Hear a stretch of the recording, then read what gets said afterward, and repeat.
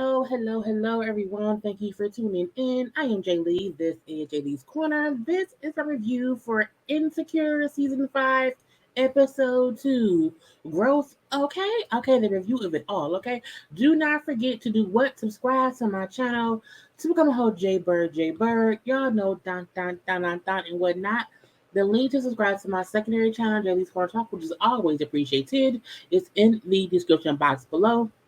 Y'all know to do all the things right here, liking and commenting and sharing and relaxing and centering and inhaling. All these things, do it. Do it now, okay? You can also follow me on social media at JayLeesCorner on IG, on Twitter, on CashApp, and stuff, okay? But y'all know, like the video, subscribe to the channel. I am here. Let's get into it, okay? This episode, I'm like, okay, I feel like we do not have any idea what's going to happen this season. I felt like, okay, episode 1, we seen the beginnings of things. Okay, the season gonna play out with Molly and Issa getting better, and not Tiffany. We had Tiffany also being better as a mom, and then Nikki. These things that I felt like what happened. I'm like, oh, episode 2 didn't have anything to do with episode 1, so they're really kind of fast forwarding this here season. Okay, because as we see, this episode starts off with a time jump. Okay, it's a year later. So Issa then broke up with Lawrence, okay, got her the block going, but it's a year later. I'm like, oh no. So we do see within that year that Molly and Issa have become better friends. They've worked through some things. We see that Molly has cut her hair. Now, Yvonne already brought up how once she cut her hair in real life, Issa said they were going to some kind of way put that into the show, which means, yes, have it be a year later, and Molly is now this new evolved working on herself person, so she's embracing her natural self and her natural hair and the whole haircut. So I love it. I love how they're pushing the season forward, in my opinion. But again, seeing Issa and Molly back to being best buddies, hanging out, texting off funny things, and hanging out at the house and spending nights or whatever, it was cute. Okay, it was cute.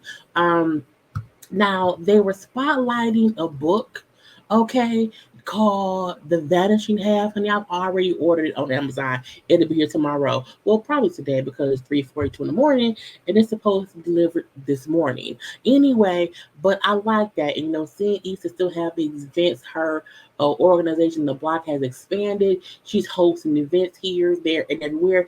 It was funny seeing her show how someone who I guess follows her and has been to other events that she's had told her, like, oh, I love the fact that you have these events. I went to your last one. You saved my life. I love you. Not she didn't say I love you, but again, you saved me. And she just sat there and stared at Issa, and I laughed because she comes from a person where you have people who know of you and they sometimes say things in person and they be like, okay, what am I supposed to do with you telling me how much I saved your life? You then stare at me oddly. Do I hug you? Do I run away? Do you want my phone number? Okay. So Issa showing the awkwardness of having strangers tell you things, and you can take that information in, like, okay, what am I supposed to do with it? I don't know, because now we're in person, where I'm supposed to. That was funny to me. But anyway, but yeah, I like seeing Issa and Molly back to where they've been. And again, I can't wait to read the book, The Vanishing Half. Now we do see that Nathan's back. Nathan. Now Nathan's back or whatever. Issa's helping him put together a anniversary party for his barbershop, which has been open for a year. She's doing an event.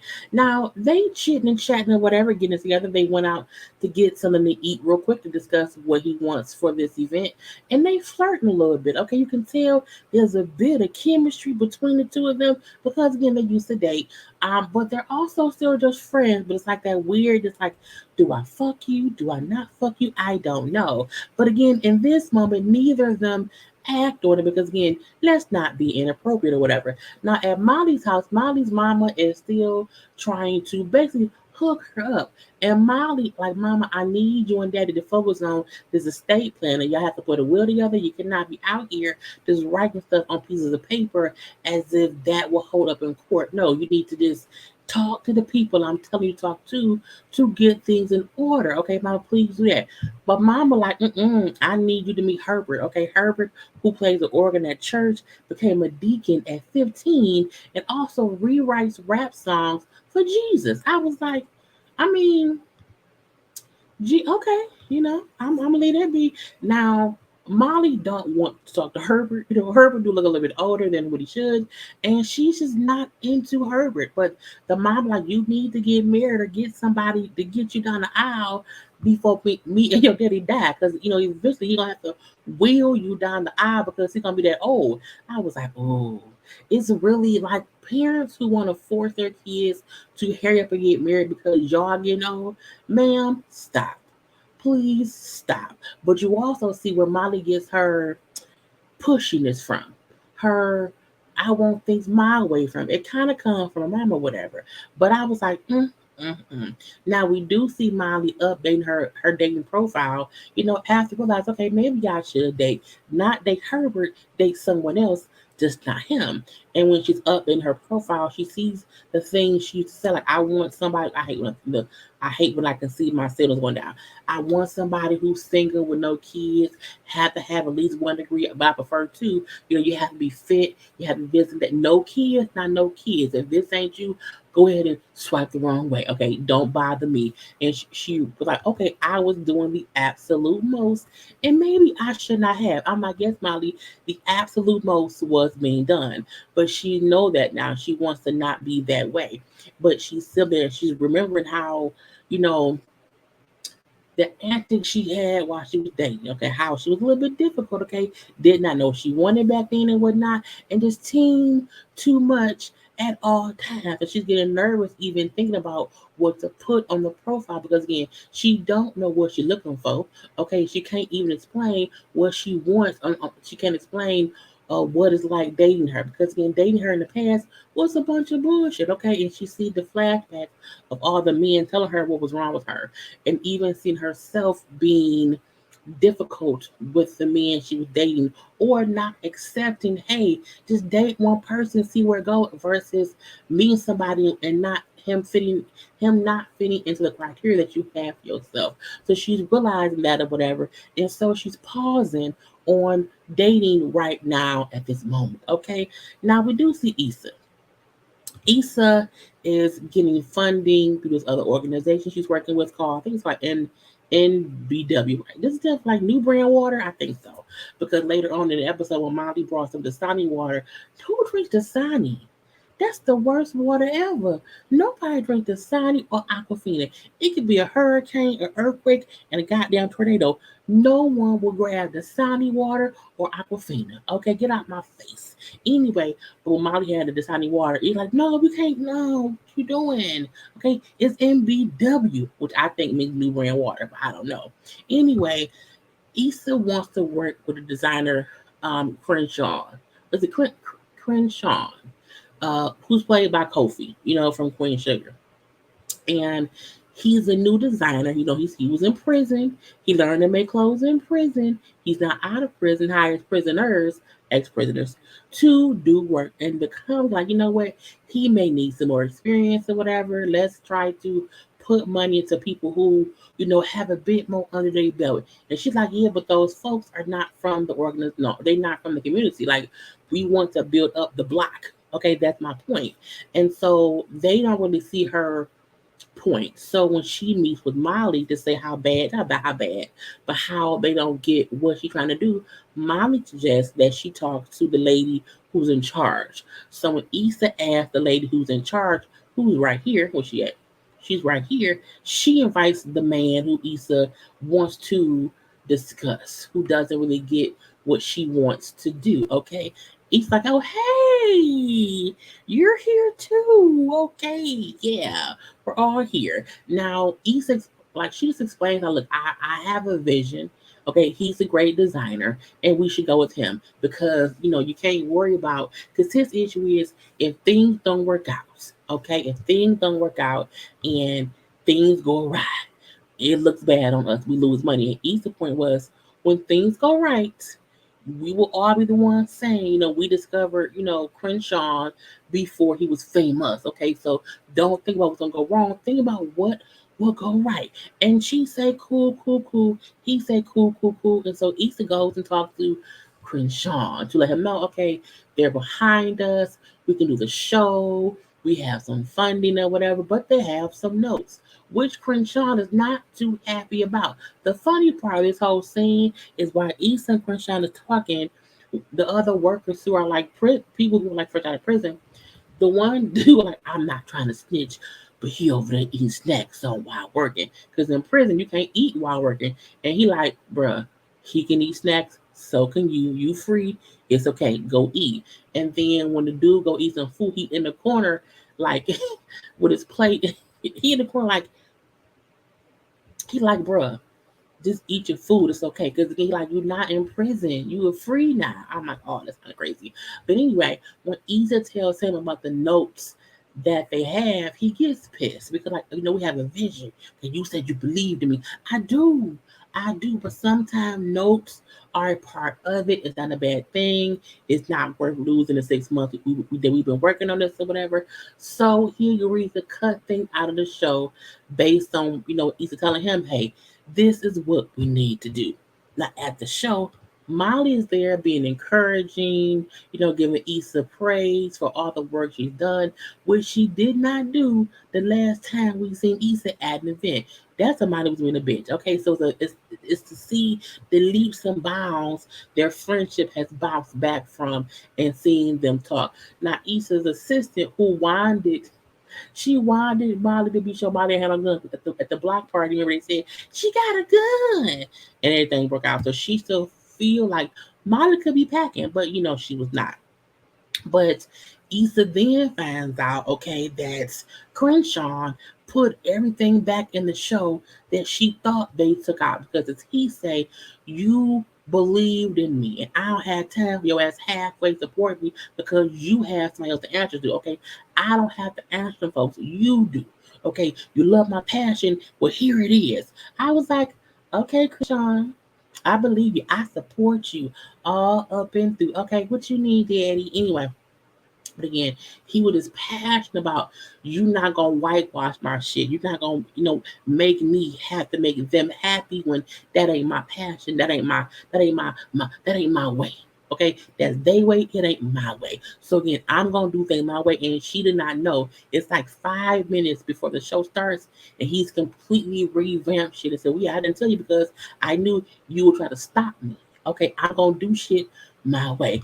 A lot of artists are like that, okay? And so we see Molly Issa watching the show nervously because all the extra, good shit, the hood shit, okay, the Crenshaw shit that he added in is what the people did not want. And when Issa said he went rogue, like X-Men, I'm not guess he did go rogue, just like X-Men, okay? But at first it was fine. And then a man came out yelling, did all my invisible niggas go to heaven? I said, what?